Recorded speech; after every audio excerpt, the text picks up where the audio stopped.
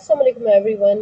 जैसे कि हमने लास्ट वीडियो में देखा था, हमने पाकिस्तान सर्च फॉर स्टेबिलिटी का पार्ट 2 इकोनॉमिक शुरू किया था और उसका हमने चैप्टर नंबर 6 देखा था।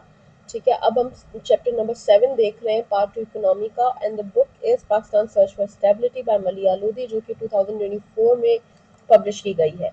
Starting with the dates and bail outs. अब dates and bail outs chapter का नाम है and it is written by Khurram Husain basically.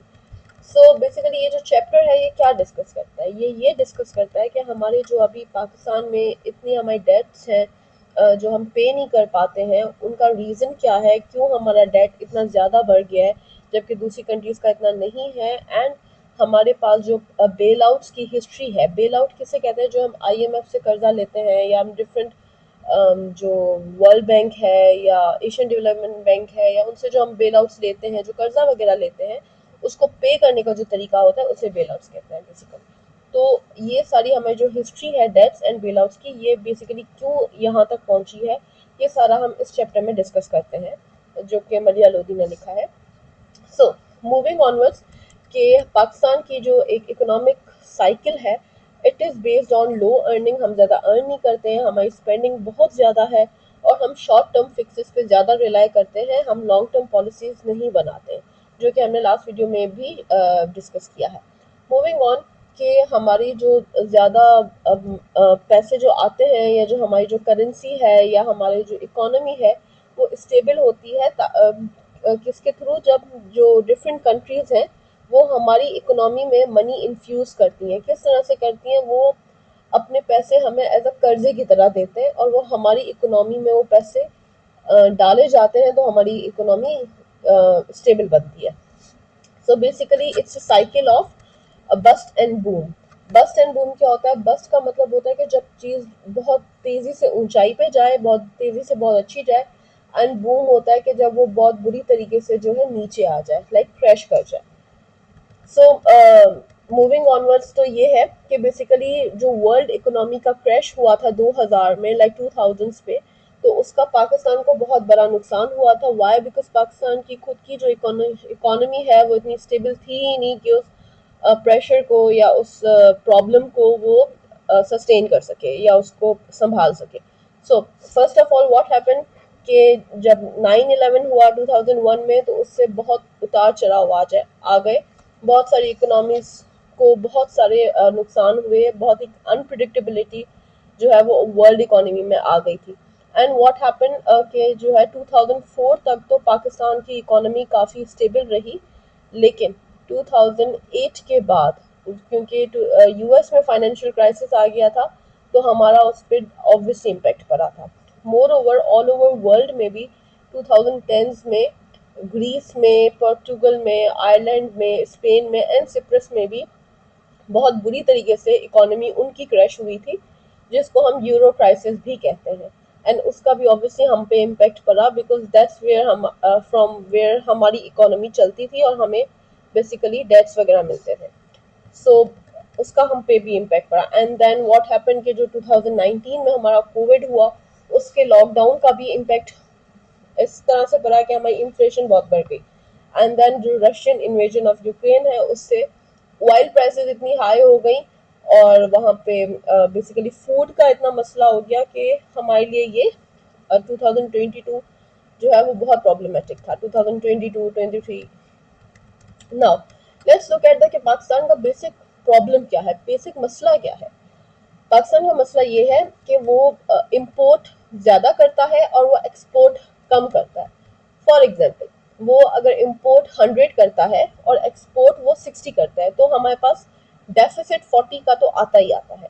अब 1970s में क्या होता था कि हम ये सारा जो डेफिसिट था ये हम फिल करते थे। किस तरह से फिल करते थे? रेमिटेंसेस से। जो पाकिस्तानी बाहर काम करने जाते हैं, वो जो पैसे भेजते थे, वो हमारे इस डेफिसिट को फिल करते थे। ये जो डेफिसिट है उसको बेसिकली ट्रेड डेफिसिट कहते हैं। ट्रेड डेफिसिट क्या होता है? ट्रेड डेफिसिट होता है कि जब हम किसी भी दूसरी कंट्री से ट्रेड करते हैं, तो हमें वो बैलेंस करना होता है कि हम जितना इम्पोर्ट कर रहे हैं उतना ही हमें एक्सपोर्ट करना चाहिए या उससे ज़्यादा करना चाहिए। लेकिन हम हमेशा इम्पोर्ट ज़्यादा करते हैं, खरीदते ज़्यादा है, बेचते बहुत कम है। तो ना बेचने की वजह से जो हमारे मसले होते हैं, इस वजह से हम इनको कहते हैं deficit. Now what happened in early 2000, early 2000 में एक शिफ्ट आया। कौन सा शिफ्ट आया 2003 में? क्या हुआ कि हमारी इकोनॉमिक ग्रोथ इंक्रीज हो गई और उसके साथ साथ हमारी गवर्नमेंट की स्पेंडिंग भी इंक्रीज हो गई, हमारी गवर्नमेंट भी ज़्यादा खर्चा करने लगी। और क्योंकि गवर्नमेंट ज़्यादा खर्चा करने लगी तो हमारी इम्पोर्ट्स भी इंक्रीज हो गई। ठीक है, तो हमारे जो रेमिटेंसेस थे वो उस चीज़ को कवर नहीं कर सकते थे।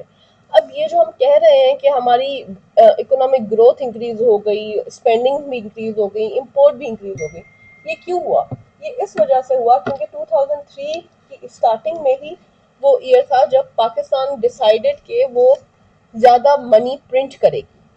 ठीक है, तो क्योंकि हम मनी ज़्यादा प्रिंट कर रहे थे तो उससे क्या हुआ कि हमारी इकोनॉमिक, ऐसा फील हुआ कि हमारी इकोनॉमिक ग्रोथ आ गई है।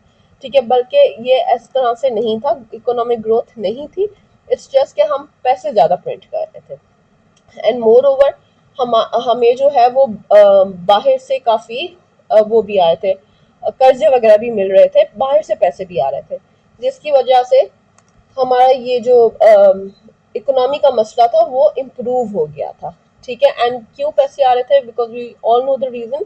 2001 में 9/11 का जो अटैक हुआ था उसके बाद बेसिकली हमें काफ़ी फंडिंग आती थी फॉरेन कंट्रीज से। सो अब इसका रिजल्ट क्या हुआ, जैसे कि मैंने डिस्कस किया कि शॉर्ट टर्म रिलीफ मिला हमें और हमारा जो डेट है वो बढ़ता गया, हमारा जो बेसिकली कर्जा है वो बढ़ता गया, बिकॉज ऑब्वियसली जो हमें फॉरेन कंट्रीज या इंस्टीट्यूशंस फंड करनी है वो हमें कर्जे के तौर पे फंड कर रही थी। इसका कॉन्सिक्वेंस क्या हुआ? 2008 में क्राइसिस आ गया। कौन सा क्राइसिस आया? हमारी पॉलिटिकल इनस्टेबिलिटी थी, बिकॉज ऑब्वियसली 2007 में बेनजीर भुट्टो गॉट असैसिनेटेड, उनका कत्ल हो गया था, तो ऑब्वियसली हमारी पॉलिटिकल इनस्टेबिलिटी आ गई थी। एक हमने स्टार्ट किया था ये सारा प्रोसेस हैवी मनी प्रिंटिंग का 2003 में, एंड देन 2008 में हमने और ज़्यादा प्रिंट किए क्योंकि हमें पैसों की ज़रूरत थी, इलेक्शन थे। एंड इसकी वजह से क्या हुआ, हमें इन्फ्लेशन बहुत बढ़ गई है, एक फाइनेंशियल क्राइसिस आ गया। अब ज़्यादा पैसे प्रिंट करने से इन्फ्लेशन क्यों बढ़ी? वो इस वजह से बढ़ी क्योंकि जब हमारे पास मार्केट में ज़्यादा पैसे होते हैं, ज़्यादा हमारे पास कैश फ्लो करता है, तो उसकी वैल्यू कम हो जाती है। तो मतलब चीज़ों की वैल्यू फिर बढ़ जाती है बिकॉज पैसा ज़्यादा आ जाता है। तो जब आपकी सोसाइटी में, इकोनॉमी में बेसिकली पैसा ज़्यादा आ जाता है तो उसकी सप्लाई बढ़ जाती है, तो उसकी अम, अ, वो बढ़ जाती है, बेसिकली वैल्यू कम हो जाती है। इसी वजह से हमारी इन्फ्लेशन बहुत ज़्यादा बढ़ गई थी, तो हमने बेसिकली आईएमएफ से हेल्प ली। अब इससे हमारा क्या हुआ कि 2008 ऑनवर्ड फिर क्या हुआ, अब हम ऑलरेडी एक क्राइसिस सिचुएशन में थे, लेकिन हमने उसको रिजॉल्व करने के लिए आईएमएफ से हेल्प मांगी, लेकिन we did not change our system, हमने अपने सिस्टम में कोई चेंज नहीं लाया, बल्कि हमने क्या किया, हमने अपनी स्पेंडिंग और बढ़ा दी, उससे हम और आईएमएफ के बेल आउट लेने लगे और टेम्पोररी स्टेबिलिटी पे हम रिलाई करने लगे। बेसिकली हमें जो टेम्पररी हमारी इकोनॉमी बेटर होने लगी, हम उसी पे ही रिलाई करने लगे and we did not change our ways, और हम उसी पे ही चलने लगे। हमने अपनी स्पेंडिंग को कम नहीं किया, हमने किसी भी तरह का इस तरह का एक्शन नहीं लिया जिससे हमें इसमें बेहतरी आ सकती थी। अब टू मेन शॉर्टकट्स होते हैं, ठीक है, बेसिकली किसी भी चीज़ को बेटर करने के लिए। वो कौन से होते हैं? या तो आप प्रिंट करें मनी, या फिर आप बाहर से वो करें, बोरो करें, ठीक है, जिसे हम एक्सटर्नल डेट कहते हैं। और हम ये दोनों तरीके ही अपना रहे थे, जबकि एज द बुक सेज कि start of the decade witnessed two developments that severely impaired the fiscal foundations of the state. Basically, जब हमारा 2008 में ही एक इस तरह से हुआ था कि फॉर एग्जाम्पल 2010 में हमारा ये हुआ था कि जो नेशनल फाइनेंस कमीशन आया है, ठीक है, एक तो उसने हमारी इकोनॉमी को काफ़ी नुकसान पहुंचाया, एंड एक अमेंडमेंट था 2011 का जिसका था कि it was an effort to introduce value added tax, ठीक है, या फिर जिसको कह सकते हैं रिफॉर्म्ड जनरल सेल्स टैक्स। हमने ये दोनों एक तो हमने एक ऐसी चीज इंट्रोड्यूस की जिससे हमारी इकोनॉमी को नुकसान पहुंचा, और एक दूसरी चीज जो कि बेहतर थी उसको हमने एबंडन कर दिया, उसको हमने कंटिन्यू नहीं किया। अब जब हम सोचते हैं कि नेशनल फाइनेंस कमीशन जो 2009 का था, जो हमें 18th अमेंडमेंट में मिला है, उसका बेसिकली क्या मसला है, वो क्यों हमारी इकोनॉमी के लिए मसले का बायस है? वो हमारे इसलिए मसले का बायस है क्योंकि उसमें क्या होता है कि 57.5% ऑफ जीडीपी जो अर्न करती है हमारी कंट्री, वो प्रोविंसेस के पास चला जाता है। एंड इस कमीशन में एक स्पेसिफिकली ये आर्टिकल है, या कह सकते हैं एक ये बेसिकली इट्स उसमें एक ये लिखा हुआ है उस अमेंडमेंट में कि नेशनल फाइनेंस कमीशन के एक ईयर में जितना फंड एक प्रोविंस को दिया जाएगा, उससे कम उसको नहीं दिया जा सकता नेक्स्ट ईयर। आपको उससे ज्यादा ही देना है, उससे कम आप नहीं दे सकते। तो इस तरह की जो बेसिकली आर्टिकल्स है, तो वो मसले का बायस बनते हैं, बिकॉज समटाइम्स हमारी कंट्री के पास इतना पैसा होता है कि वो सारे प्रोविंसेस को दे, एंड समटाइम्स होता है कि नहीं होता। लेकिन इवन देन बिकॉज ये एक आर्टिकल है, तो इस और ये कॉन्स्टिट्यूशन का हिस्सा है, तो हम इसको डिनाई नहीं कर सकते। इस वजह से मसले का बायस बनता है।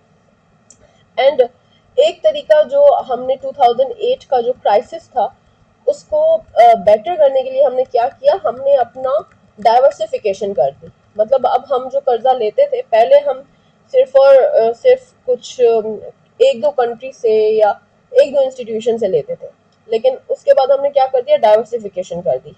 किस तरह से? हमने कमर्शियल बैंक्स को इंक्लूड कर दिया, नॉन पेरिस क्लब को इंक्लूड कर दिया, चाइना, सऊदी अरेबिया, यूएई, और बेसिकली यूरो बॉन्ड्स पे रिलायंस हमने अपनी बढ़ा दी। तो हम बेसिकली अपनी जहां से हम पैसा ले सकते थे, हमने वो लोग बढ़ा दिए कि हम ज्यादा लोगों से कर्जा लें। इस तरह से हमने अपने प्रॉब्लम को सॉल्व करने की कोशिश की, जबकि जो प्रॉपर तरीका था उसको नहीं किया। वैल्यू एडेड टैक्स को अगर हम इंकॉर्पोरेट करते तो वो हमारे लिए ज्यादा बेटर होता, लेकिन हमने उसको नहीं किया। मूविंग ऑनवर्ड्स 2013 टू 2016, अब ये हम कहते हैं कि पीरियड ऑफ अपरेंट स्टेबिलिटी, मतलब दिखने में वो जो है वो स्टेबिलिटी लगती है। क्यों दिखने में स्टेबिलिटी लगती है? बिकॉज जो बोरो किए थे हमने, जो पैसे बोरो किए थे बैक इन 2008, वो हमारे पास ज्यादा अरसे तक चल गए। अप्रोक्सीमेटली वो 5 साल तक चल गए। अब यही पैटर्न जब हम 2022 में बेसिकली 2018 में रिपीट करते हैं या 2022 में रिपीट करते हैं, तो ये बोरोइंग वाला जो सिलसिला है, इसका स्टेबिलिटी का ड्यूरेशन कम होता जाता है। तो 2008 से 2013 तक तो वो स्टेबल चल गया हमारे पास, मतलब 5 साल तक चल गया। लेकिन उसके बाद 2018 में हमने बोरो किया, वो तकरीबन कोई 2-3 साल चला। एंड 2022 में जो बोरो किया वो उससे भी कम साल तक चला।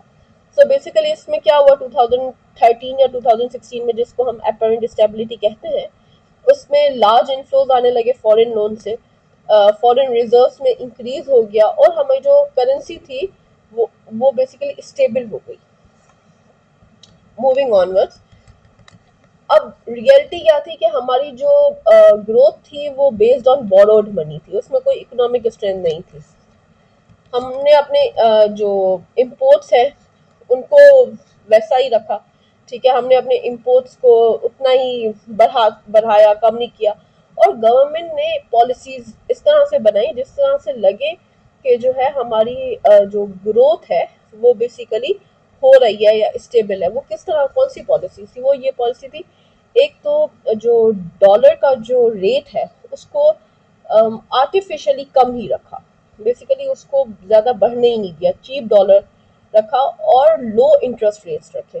लो इंटरेस्ट रेट्स रखे तो उसका रिजल्ट क्या हुआ, इम्पोर्ट सर्ज हो गए, ट्रेड डेफिसिट भी बढ़ गया। अब लो इंटरेस्ट रेट से क्या बेसिकली हो सकता है? लो इंटरेस्ट रेट से ये होता है कि जब कोई भी बेसिकली जब आपकी स्टेट वो कहती है कि इंटरेस्ट रेट्स लो होने चाहिए, तो उसमें जो लोग होते हैं वो ज़्यादातर प्रेफर करते हैं कि वो बैंक से लोन लें, और वो जो पैसा है वो अपने लिए यूटिलाइज करें। तो जब वो अपने लिए यूटिलाइज करते हैं तो और वो ज़्यादा फिर इम्पोर्ट कर सकते हैं, बिकॉज उनको कम इंटरेस्ट देना पड़ता है। जब लोगों को कम इंटरेस्ट देना पड़ता है तो वो ज़्यादा बोरो करते हैं बिकॉज वो मनी पे करना ईजी होता है। इसी वजह से हमारी इम्पोर्ट्स भी बढ़ गई और ट्रेड डेफिसिट भी ज़्यादा बढ़ता गया, क्योंकि हम एक्सपोर्ट कम ही कर रहे थे लेकिन इम्पोर्ट ज़्यादा कर रहे थे। फिर हमारा जो शिफ्ट आ गया, इस प्रॉब्लम में शिफ्ट आ गया, कब आया? 2018 में। अब पहले मेन इशू क्या था? सिर्फ ट्रेड डेफिसिट था, मतलब हमारा जो है वो एक्सपोर्ट और इम्पोर्ट्स का मसला था। लेकिन अब क्या हुआ? अब हमें डेट रिपेमेंट्स भी करनी थी, अब हमें कर्जे भी वापस करने थे। तो पहले हमारा मसला 90% इम्पोर्ट्स था और अब हमारा 50% इम्पोर्ट्स था और 50% डेट सर्विसिंग थी। अब हमें लोगों के वहाँ पे बाहर हमें कर्जे भी देने थे जो कि ऑब्वियसली इंटरेस्ट की बेस पे थे, और हमें इम्पोर्ट्स भी अपनी कम करनी थी, क्योंकि दोनों ही हमारे लिए मसले था। अब हमारे लिए सारे मसले क्यों है? क्योंकि हमारा टैक्स सिस्टम बहुत वीक है, हमारे पास बहुत ही नैरो बेस टैक्स है, हमारे पास ज़्यादा टैक्सेशन का एक प्रॉपर सिस्टम नहीं है, हमारे पास एग्रीकल्चर टैक्स नहीं होता, हमारे पास रियल इस्टेट उस लेवल पे टैक्स नहीं होता, हमारे पास जो इनफॉर्मल इकोनॉमी है, जो लोग बेसिकली इनफॉर्मली कमाते हैं, रजिस्टर्ड नहीं है, हमारे पास वहाँ का टैक्स नहीं आता, तो हमें उसका पता ही नहीं है कि लोग कितना अर्न करते हैं और उनको कितना टैक्स देना चाहिए। और मोस्टली हमारा मसला पुअर इन्फोर्समेंट का भी है, अगर हमारे पास ये सारे लॉज हों भी तो उसके बावजूद लोग टैक्स नहीं पे करते। इससे क्या होता है? इससे हमारे पास इनकम बहुत कम आती है, गवर्नमेंट को इतना पैसा मिलता ही नहीं है कि वो जो है वो लगा सके या ये डेट्स पे कर सके।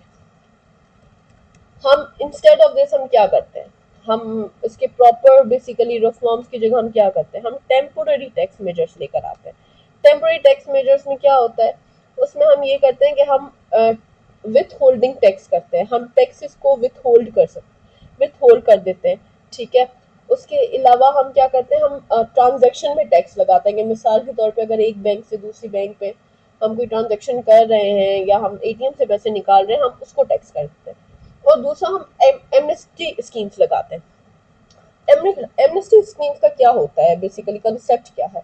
बेसिकली एमनेस्टी स्कीम्स का कंसेप्ट ये है कि जो गवर्नमेंट है वो कहती है कि आप लोग जो है अपना जो भी आपका अर्निंग है वो आप शो करें, और हम आपको जो प्रीवियस आपका मसला रहा है या प्रीवियस जो भी आपने अर्निंग की है, हम उसको टैक्स नहीं करेंगे, एंड लाइक हम आपको उसके लिए माफ कर देंगे अगर आपने टैक्स नहीं भी दिया है।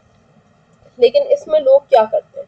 लोग ये करते हैं कि लोग वेट करते हैं कि पहले एमनेस्टी स्कीम आ जाए और गवर्नमेंट ये अनाउंस कर दे। एक बार एमनेस्टी स्कीम आ जाती है वो उसके बाद अनाउंस करते हैं, एंड देन उसमें फिर वो थोड़ा सा अपना टैक्स पे करके बच जाते हैं, लाइक उनका जो भी पीछे का जो भी सिस्टम होता है वो उनको उनका रिलीफ मिल जाता है।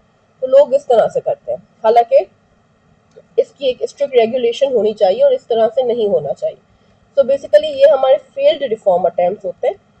अब फॉर एग्जांपल अगर हम अटेम्प्ट करते भी हैं कि अच्छा हम अपनी टैक्स बेस बढ़ाते हैं, तो उसमें रेजिस्टेंस बहुत आता है, स्पेशली ट्रेडर्स, जो ट्रेडर कम्युनिटी है उनका जो यूनियन है वहाँ से हमें बहुत बैकलैश आता है, इस वजह से हम उसको अबंडन कर देते हैं। अब कोविड-19 के पीरियड में क्या हुआ? 2020 टू 2021 में हमने मैसिवली मनी प्रिंट किए, क्योंकि हमें पैसे की ज़रूरत थी उस वक्त हमारी इकोनॉमी को, तो हमने बहुत ही मैसिवली मनी प्रिंट किए, लो इंटरेस्ट रेट्स रखे, बहुत लो इंटरेस्ट रेट्स रखे। उससे वही मसला हुआ कि ज़्यादा इम्पोर्ट हो गया। And large liquidity injection. Liquidity injection क्या होता है? लिक्विडिटी इंजेक्शन होता है जब हम अपनी इकोनॉमी में कैश इनफ्लो बढ़ा देते हैं, उसको कहते हैं लिक्विडिटी इंजेक्शन। पॉलिसी कंट्राडिक्शंस किस तरह से? हमारी एक तरफ जो गवर्नमेंट थी वो इंटरेस्ट रेट्स को बढ़ा भी रही थी ताकि इन्फ्लेशन कम हो, ठीक है, लेकिन साथों साथ वो मनी भी इंजेक्ट कर रही थी। तो इसमें बेसिकली एक कंट्राडिक्टरी पॉलिसी आ गई, तो अब इसमें पता नहीं चल रहा था कि इकोनॉमी किस तरफ जा रही है। एंड देन इन्फ्लेशन सर्ज हो गया, क्योंकि ज़्यादा पैसा आ गया उसमें इकोनॉमी में। मैंने आपको बताया कि उससे इन्फ्लेशन बहुत ज़्यादा बढ़ जाता है, बिकॉज ऑब्वियसली फिर आपकी चीज़ों की वैल्यू जो है वो बढ़ जाती है और पैसे की वैल्यू कम हो जाती है। ग्लोबल शॉक्स जो कि राइजिंग ऑयल प्राइसेस, क्योंकि यूक्रेन और रशिया का जो मसला हुआ। Moving towards 2022, economic crisis. अब बाय 2022 अब हमारा क्या मसला हो गया, हमारी इन्फ्लेशन बहुत हाई गई, हमारी अप्रॉक्सीमेटली 45% तक चली गई थी इन्फ्लेशन। हमारी करेंसी बहुत वीक थी क्योंकि डॉलर का रेट बहुत आगे बढ़ गया था, बहुत ऊपर चला गया था। प्रीवियसली हम क्या करते थे, उसको आर्टिफिशियली कम रखते थे उसके रेट को, तो हमें फ़ायदा होता था, लेकिन अब वो ऐसा नहीं था। लो फॉरेन रिजर्व्स होने लगे और हैवी डेट बर्डन होने लगा। अब लो फॉरेन रिजर्व्स का एक रीज़न ये भी था कि पहले जो कंट्रीज हमें देती थी, क्या कहते हैं, कर्जा वगैरह, अब उन्होंने देना ये बंद कर दिया। सो बेसिकली बाय 2030 क्या था कि हमारे पास जो फॉरेन रिजर्व एक्सचेंज रिजर्व थे वो सफिशिएंट ही नहीं थे, इतने मतलब वो इतने कम थे कि 3 वीक्स ऑफ इम्पोर्ट्स को भी वो सस्टेन नहीं कर सकते थे। और पाकिस्तान को कोई फॉरेन रिजर्व्स क्यों नहीं दे रहा था, क्योंकि नंबर वन, जो वेस्टर्न पावर्स थे जो हमें पहले कर्जा देते थे, अब उनका कंसर्न ज़्यादातर चाइना को रोकने पे चला गया। वो चाइना को एज अ थ्रेट देखते थे, तो उसकी ट्रेड को कम करना चाह रहे थे। उसके अलावा रशिया ने इन्वेट कर दिया था यूक्रेन को, तो वो वहाँ पे उनके खुद के ही कॉन्टिनेंट में काफ़ी मसला चल रहा था, तो उनका यहाँ पे ध्यान ही नहीं था। They had no concern with Pakistan. Non Paris Club lenders जो थे वो अब हमसे थक गए थे, हमें पैसा दे दे के वो थक गए थे, जैसे कि पाकिस्तान और इजिप्ट जैसी कंट्री से वो थक गए थे। और उसके अलावा जो पाकिस्तान को एक लेवरेज जो कि आईएमएफ से मिलता था या जो यूएस से मिलता था, वो ख़त्म हो गया था, क्योंकि अमेरिका ने अपनी फोर्सेस विड्रॉ कर ली थी अफगानिस्तान से, जिसकी वजह से हमें ज़्यादातर एक लेवरेज मिलता था या एक हमारे लिए फ़ायदा होता था, वो हमारे लिए ख़त्म हो गया। कोर अब हमारा जो कोर इशू जो मसला है वो क्या है, वो ये है कि हमारे एक्सपोर्ट्स वो कम रहे, इम्पोर्ट्स उतने ही हाई रहे, और टैक्स सिस्टम हमारा बहुत ही वीक रहा। इसी वजह से हम एक इकोनॉमिक साइकिल में ही फंसे रहे और हमारे लिए ये मसला रहा। अब ये सारी मैंने आपको समरी डिस्क्राइब कर दी है और इसमें पूरे इस चैप्टर का निचोड़ है। तो मूविंग टूवर्ड्स के कुछ वर्ड मीनिंग्स हैं जो कि मैं आपके साथ डिस्कस करना चाहूँगी। Number one, it's boom and bast cycle. What does it mean? इसका मतलब यही है कि एक कंटिन्यूस साइकिल, इकोनॉमिक पैटर्न जिसमें रैपिड ग्रोथ और उसके बाद रैपिड डाउनफॉल हो, ये इसको बूम एंड बस्ट साइकिल कहते हैं। फिर एक ईडियम है, इन द थ्रोज ऑफ। इसका मतलब है कोई बहुत ही मुश्किल वाली सिचुएशन को एक्सपीरियंस करना या किसी मुश्किल चीज से गुजरना। फिर है जेटिसन, ये एक वर्ब है। इसका मतलब है किसी चीज को छोड़ देना, अबंडन कर देना या डिस्कार्ड कर देना। ठीक है, किसी चीज को छोड़ देने को कहते हैं जेटिसन, किसी का साथ छोड़ देना या किसी चीज का साथ छोड़ देना। हैमस्ट्रिंग, ये एक वर्ब है। इसका मतलब है जब किसी भी चीज की एफिशिएंसी या इफेक्टिवनेस को बहुत ज्यादा रोका जाए या उस पर ज्यादा बंदिश लगाई जाए। बुआयंसी एक नाउन है। इसका मतलब है कि इकोनॉमी में एक बहुत ज्यादा हलचल होना, उसको बुआयंसी कहते हैं। सो आई होप आपको वीडियो पसंद आई होगी। इसके अलावा इससे पहले चैप्टर की जो वीडियो है वो मैं यहाँ पे साथ में डाल रही हूँ, अगर आपने देखनी हो तो आप वो देख सकते हैं। थैंक यू, अल्लाह हाफ़िज़।